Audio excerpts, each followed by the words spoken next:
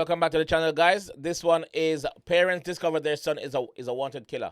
So let's jump in this one and see what's happening. Let's go. You're with Brandon. Rachel. Rachel. Jeremy.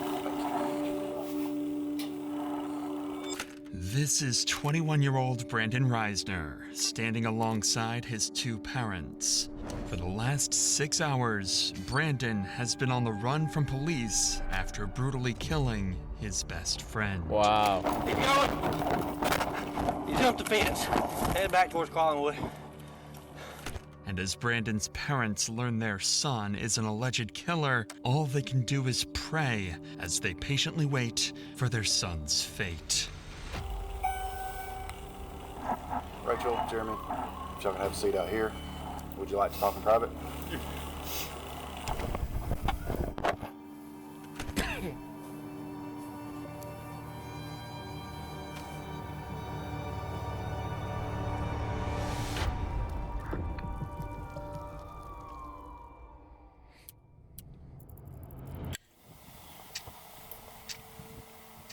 On a cold November morning in 2022, a ditched Toyota Prius would be discovered by officers in Rome, Georgia. There's nothing. That's what I was looking for. There's nothing. Why this car was ditched in the middle of a creek is something police were yet to figure out. Y'all don't think he's in there? No, I didn't know there. Oh, okay. Son's name's Aaron Davis. Supposed to be coming to Rome to see some friends and going to Alabama to see his girlfriend. I don't think he made it there. Nah. I wonder where he's at. Why his car's down there. Crazy thing is, there's nothing. I mean, there was no acceleration. It's almost like it just Rode off in there or something. yeah. Didn't go all the way up in park or something. Yeah, I mean, there's lights on like it's, but it ain't running. I rode over here to see what was going on. He was down there changing out the trash. A tow truck would eventually come and lift the vehicle out from the creek, and upon searching the license plate number, they would discover it belonged to 21-year-old Aaron Davis. He's inside the car, isn't he? He has to be Luckily, the inside. town of Rome, Georgia is relatively small, and officers were already familiar with the name. So, Lieutenant Sailors would give Aaron's father a call a few minutes later. Then I gotta go up to visit his girlfriend in Alabama after that. Okay. Yeah, can you see if you maybe can get a hold of him and check in with him, see where his car's supposed to be? So you just found the car abandoned there? Yeah, it's actually off in a little ditch. We're in the process of getting it out, but I don't think there's anybody in it right now. Aaron's car being ditched is just as much of a mystery to his father as it is for the police. However, he did have some useful details he was able to give the lieutenant following this call. The night prior to this footage, Aaron went to visit his longtime friend, Brandon Risner. The two had been friends since middle school, and their friendship continued all the way through college. Aaron had just recently graduated from Brigham Young University, so his over 60-mile travel to visit Brandon was meant to celebrate the new start to adulthood. But ever since Aaron had left for Brandon's house, nobody had heard from him, and his phone would go straight to voicemail. Wow. That's not a good sign. All of these strange mysteries would lead Aaron's father to file a missing persons report, and an investigation to find Aaron would officially begin. First, and most obviously, police would give Brandon Risner a call, as he was supposedly the last person to have been in contact with Aaron. Hey, I'm Lieutenant Sailors, Rome Police. You doing all right today? Yes, I am. I'm looking for my friend right now. Yeah, that's what I was calling about. You hadn't heard from him? I have not. I've tried calling him, and it's just gone straight to voicemail. And I heard he was at Heritage Park, so that's where I'm at right now. So I'm looking around. Do you guys know where the car was? Yeah, it was in a ditch over there. When's the last time you saw Aaron? I saw him last night. About what time? Well, we started drinking around like 12. Uh-huh. Noon. He started throwing up pretty bad. He told me to leave him alone. I guess I woke up around like 1 or 2 a.m. Uh-huh. He's had so long to rehearse his story as well. All right. Well, if y'all hear from him, let us know, okay? Yeah, thank you for the help, sir. All right. Bye-bye. He's had so much time made to complete sense. rehearse He even it. claimed to be actively looking for Aaron at the time of the phone call. Yeah. As any good friend would do. Of course. It seemed like Brandon was clearly the person they needed to speak to further in order to get to the bottom of Aaron's disappearance. So a few hours later, they showed up, unannounced, at Brandon's house to get more answers about what happened the night before. This time, face to face. Hey, what's going on? He's not out looking. We're the Rome Police Department. We're following up on all this. Can you walk me through what's going on? Just make sure we're all on the same page. We started drinking around 12 yesterday. Yeah, it's you and Aaron, right? Yeah, me and Aaron. Okay. Anyone else with you guys? And went to bars, and I had bought some red wine. Yeah. And came back here, started drinking red wine. He doesn't drink too often, so Yeah. he had gone upstairs and was just puking everywhere to the toilet. It was like standing up and puking for some reason. I went downstairs and he told me that he doesn't need any help. I went downstairs, dropped a bottle, cut my pinky, and I went to the urgent care this morning, took a shower, went to bed. Okay. And then Guy's woke sketchy up as fuck. 1 to 2 a.m. It kind of make proper eye contact. Despite Brandon's strange demeanor, Yeah. Aaron's actions last night connect with the ditched car and lack of response for the last 12 hours. If Aaron was a light drinker and got heavily intoxicated, who knows what he could have done while completely by himself. So, how long have you and Aaron been friends? We met when I was in 5th grade. Okay. And then we became more like close friends, I'd say, like around freshman year. We're still trying to find him. I don't know. You know, he may just be staying at a hotel, sleeping off whatever happened last night. Yeah. It doesn't necessarily mean he's in danger or anything like that. You have any problem with us checking inside the house? No problem at all? No ferocious iguanas or anything? No. You never know, man. People have all kinds of pets. The officer would search the house and find some interesting discoveries. Several doors would be locked, specifically the door leading to Aaron's room, where he supposedly threw up several times. Why would that room be locked? This was strange, so Brandon would be called inside to help get them up to Aaron's room.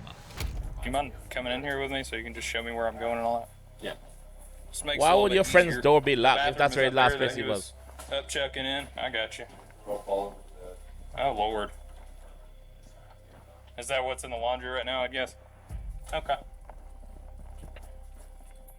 Officers would notice a strong chemical smell coming from the room and Cleaning. find excessive amounts of cleaning supplies. But all of that would mean nothing compared to what they found next. Blood. Blood? Blood, yep. There's a significant amount of blood next to the bed, too. Decent. More than just vomit all the way over here. Looks like it's been there a while, but he could have been throwing up blood, I guess. See all that? It's weird to be throwing up blood like that. Not to mention, if he had alcohol poisoning, he wouldn't have been able to get up and move around this morning. Remember he said he cut his pinky? Especially at 2 or 3 in the morning. Cut his pinky finger? Nothing like that. Right That's there, where the blood come from, his arm. That's right now.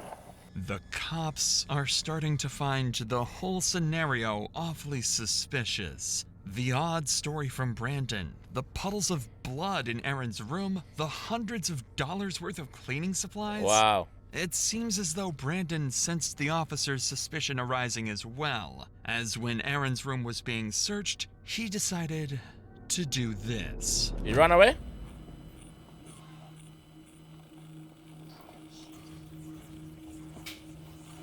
Oh, my knees.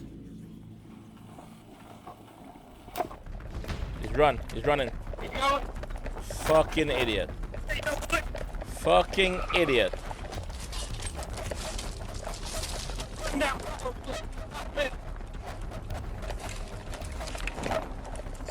How you gonna kill your friend and then do that shit, bro? He jumped the fence, headed back towards Collinwood.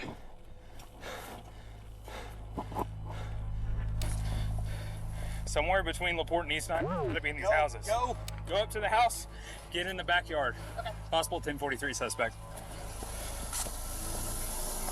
Piece of shit. Run back towards 8. Give me more units. Unfortunately, officers lost sight of Brandon. He officially managed to escape the police, at least for now. Desperate for any leads that might aid in finding Brandon, police began going door to door around the neighborhood, questioning witnesses who might have caught a glimpse of where he had fled. During this effort, one officer encountered a neighbor who happened to be on a call with Brandon's father, Jeremy. Quickly, the officer took the phone to speak with him directly. Hey, sir, I'm Lieutenant Sailor from Police. Hi, I'm Jeremy Risner, the homeowner, Yes, and sir. my Brandon's father. Yeah, we're probably going to need to talk to Brandon. Do you know where he is? No, I thought he was still at home. Now, No, earlier we had he's not. told him maybe drive around the areas where they normally hang out and try to look for him, for Aaron. Okay, well, we'll keep trying to get hold of him. We're still about an hour away, working our way there. Even Jeremy was clueless regarding Brandon's whereabouts, and seemingly so was everyone else, as an entire hour would go by with Brandon nowhere to be found. Fuck. This guy, man. I am. Okay. This is Mom. So I realize you might not be able to answer this question. Probably don't know the answer, but I'll try. Is there a suspicion that Brandon was involved in what, hurting Aaron or something? There's suspicion that something happened in the home. Beyond getting drunk and throwing up? Well, we don't know. They're lifelong friends. We called back after the boy's mom called us. We called back and said, when did you last see Aaron? He says, I guess he left during the night. And that's all we did. He went to look for him where the car was reported. Yes. Powers that be have our number? Yes, sir. Yes. Yeah. Mhm. While trying his best to assist the police with the investigation, Jeremy would return to his house, where he discovered Brandon's phone. Up until that point, Jeremy had been doing everything he could to help the police track down his son. However, after finding the phone, his cooperation came to a sudden stop. He refused to hand the phone over, leaving police to wonder, had he seen something on it? Or was he hiding something far more unsettling? But before we get to that, Jeremy is not alone in facing a tragedy. Unfortunately, it can happen to any of us. Take Yvette Torres. She was walking home from work in Philadelphia when a truck struck her without warning. Morgan & Morgan fought for her in court and won her nearly $12 million. If you're seriously hurt, you're Jeremy, who would go on to discover Brandon's phone while searching around the house. This was a huge discovery for the investigation, as it could help trace where Brandon could have gone off to. But unfortunately, Jeremy was unwilling to give up the phone to cops until he could charge better him for understand the obstruction. situation. After all, Brandon is his son, and he is innocent until proven guilty. So giving up the phone could be a tragic mistake. Again, hours go by Well, he ran with off. no further leads or clues as to where Brandon went. What Jeremy managed to find on Brandon's phone during this period will forever remain a mystery. However, when police spoke to him again, his demeanor would shift dramatically. What's the status? All right, so first of all, I understand you found his cell phone. That's right. You want to turn that over to us? Maybe. Okay. I do. My gut says yes, but at the same time, Yeah, I mean, we I don't know. we'll probably need to go through it and see Right. at least maybe where he's been today. There is a significant amount of blood in that upstairs bedroom and on the carpet. But I wanted to be straight up with you. No, not going home to find that. Okay. No, I appreciate that. Do you have a warrant that would include the phone? No, we'd have to get one at some point, so we couldn't go into it without that. So Some text back and forth. maybe something helps, then I know. Helps him, I know. But I can't promise you that 'cause I don't. No, I know. Yeah, I don't know what all's in there. So I want to. I was, I know, as a father, I understand. all right. Well, yeah, I'm going to keep walking. Something had changed. As a parent, what would you do in this circumstances if you was the dad and had this phone and the police needed to look at this phone? What would you do? Wait until they get a warrant, or would you just give them the phone? What would you do? Whatever was on that phone had to be disturbing, and the officer seemed to have caught on to this as well.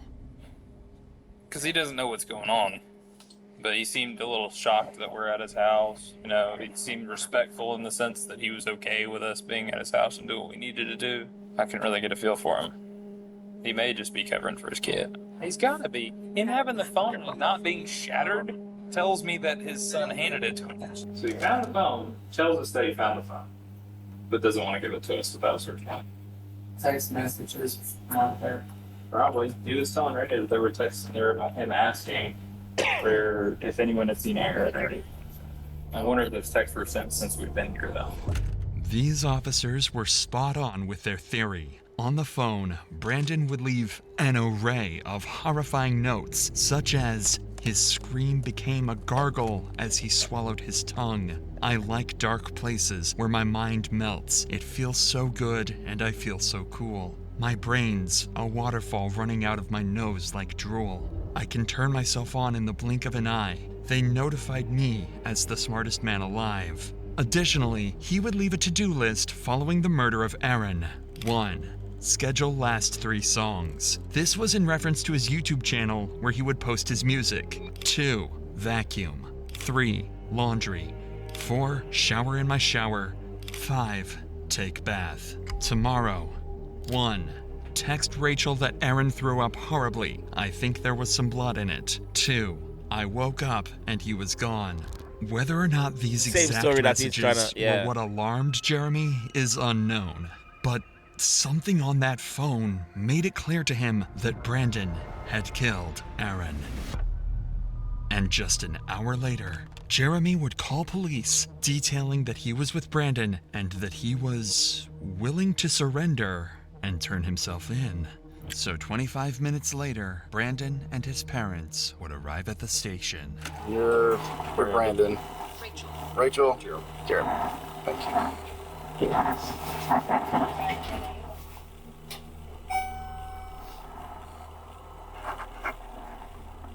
This guy's cold, bro. He's cold. It's fucking cold, man.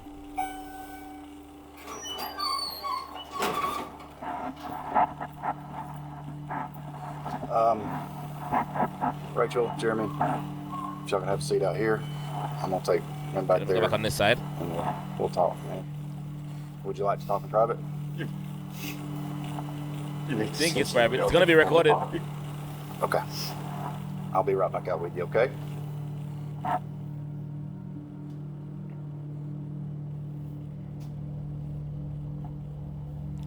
This is probably their only child. This is probably their only kid as In well. your pockets that I need to know about.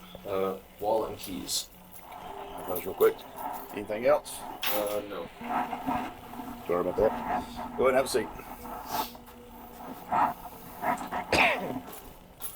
Now that Brandon was secured, the detective would sit him down to try and get a basic confession or any information that might ease the path to conviction. He won't give them nothing. Like I was saying, I'm Detective York. I work here at the wrong PD, of course. Detective York, yep, that's me. So before we get started, got some paperwork you gotta fill out. The detective would start the interview by getting Brandon's basic information and contact addresses. So I'm gonna read you some stuff before we get started, okay? You have the right to remain silent. You have the right to talk to a lawyer for advice before you are asked questions and have him with you during questioning. I would like a lawyer. You would like a lawyer, okay? I know he ain't gonna say nothing. Sit tight for just a minute. He ain't saying shit. Brandon was smart. He knows nothing he says in the interrogation room will go on to help him in court. Yeah. So he decides to keep his mouth shut.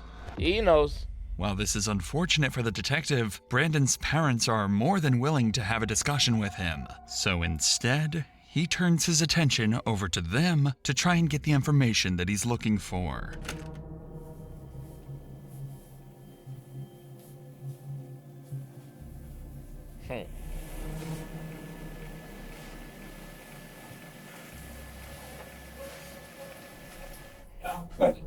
Thank you.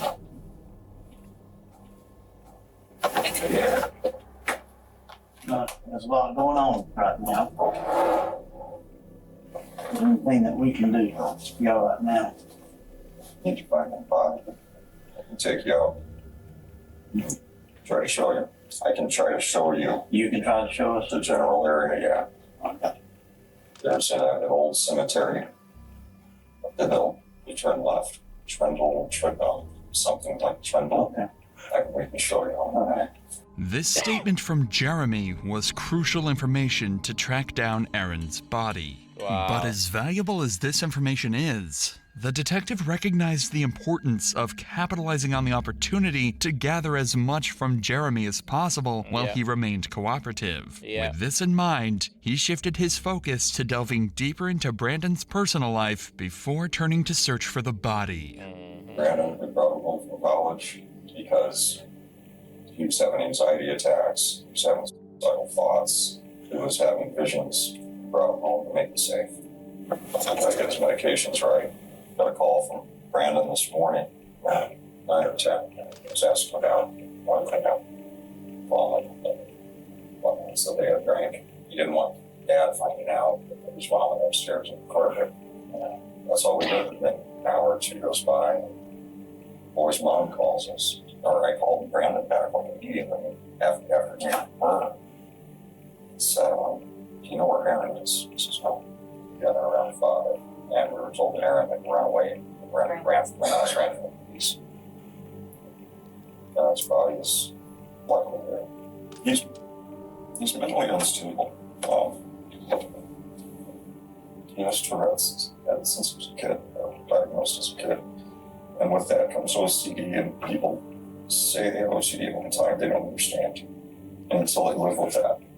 This raises the possibility that his actions may have been influenced by mental instability. However, it's important to consider the context. Jeremy's statements could be an attempt to have Brandon plead insanity in court. True. Therefore, it's essential to approach these claims with a grain of salt, as they may not fully reflect the reality of the situation. Regardless, police now had an approximate location of where Aaron's body should be, so all hands went on deck to search the cemetery Jeremy had described.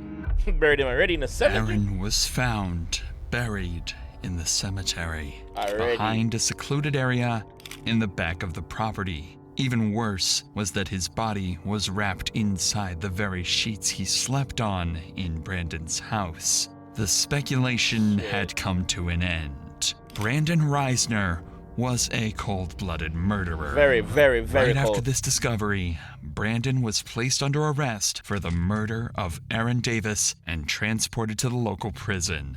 But the cops found his behavior very unconventional. He's cold, man. He's cold. Stand right there. Come Go up to the counter, right? Let them follow their instructions. This is his property. You got ID in here if you want. For me?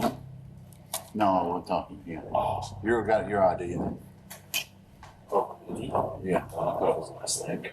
Officers stated that Brandon remained eerily calm while being transported and seemed completely unfazed by the entire situation. And while Brandon had been successfully captured and the case had seemingly came to a successful conclusion, officers had one tragic duty to complete before the end of the day. Break the news to Aaron's parents that their son had been murdered. Any questions here? I don't know a whole lot because I'm not. I've been here doing a lot of research. Be specifics.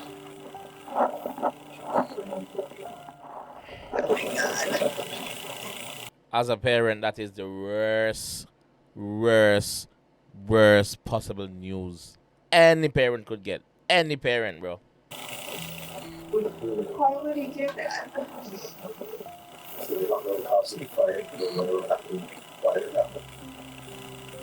Why did he do that? We need my son. The family needs him. Yeah. Aaron was a recent college graduate and a good kid with a bright future ahead of him. His sudden death is nothing short of an evil, horrifying act on Brandon's behalf, and justice had to be served for Aaron's and his family's sake.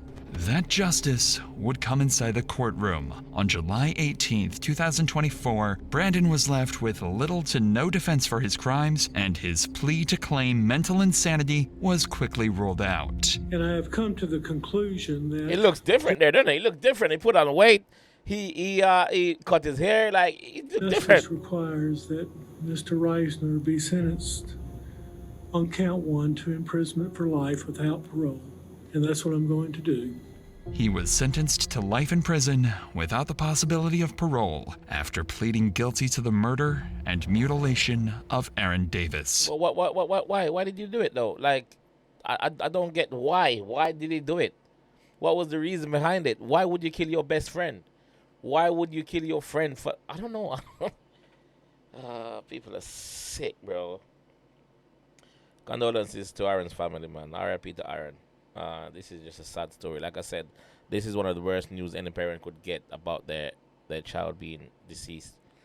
So, this one's tough. Let me know what you guys think in the comment section about this one, man. And I'll catch you guys in the next one. Please don't forget to drop a like on the video as well, alright? I'll catch you guys in the next one. Peace.